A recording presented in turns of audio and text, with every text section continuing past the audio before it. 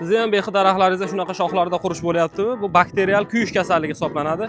Bu kasallikka qanaqa qilib qarshi kurashish kerakligini bilmoqchi bo'lsangiz, videoni oxirigacha ko'ring. Siz eng asosiy qilishingiz kerak bo'lgan narsa zararlangan shoxlarni kamida 15-20 sm ichkariroqdan kesib, daraxt tanasini tozalashingiz kerak. Mana shunaqa zararlangan shoxlardan. Kasallik daraxt sog'lom shoxlarga o'tib ketmasligi uchun qaychini doimiy yoki 70% spirt yo unga bir nisbatda xlorli suv bilan dezinfeksiya qilish kerak. Daraxtni zararlangan shoxlardan tozalaganingizdan keyin bu shoxlarni dalaning ichidan to'liq olib chiqib tashlash kerak, chunki bu kasallikda yana qayta daraxtga yuqishiga sabab bo'ladi. Zararlangan shoxlar to'liq olingandan keyin daraxt tanasi tozalanib, bordo suyuqligi bilan ishlov qilish kerak bo'ladi. Siz bizni kuzatib borsangiz, qanday qilib bordo suyuqligini Muskuparosdan to'g'ri tayyorlashni video qilib qo'yamiz. Bu kasallikdan qutulish uchun ommaviy tarzda qarshi kurashish kerak kasallikka, chunki kasallik yomg'ir, shamol, chumoli, asalarilar gulchangini olib kelish natijasida boshqa daraxtlarga o'tadi. Bu videoni yaqin atrofingizdagi behisi bor tanishlaringizga jo'nating. Kasallik haqida to'liq ma'lumotlar videoga sig'magani uchun opsioniyada yozib qoldirdik. Kirib o'qib olishingiz mumkin. Bizga obuna bo'lish esdan chiqmasin.